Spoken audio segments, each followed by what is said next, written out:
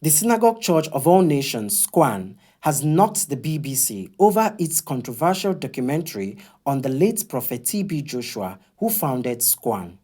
In the documentary, various persons who claim to be T.B. Joshua's former disciples accused him of staging miracles, rape, sexual assault, and torture, among others.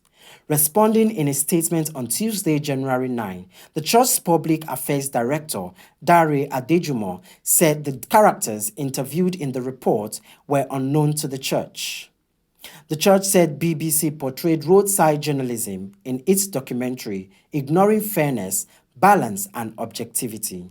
The statement said, BBC has compromised these lofty principles by descending into fictional narratives and propaganda, thus turning itself into a weapon for hatchet job as gangsters in the garb of journalism with a destructive ulterior motive for personal gains against a perceived enemy.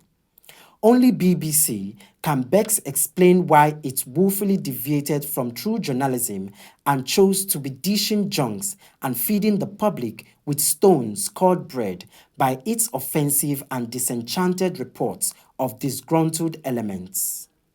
This, to say the least, is insulting to our professional and public intelligence.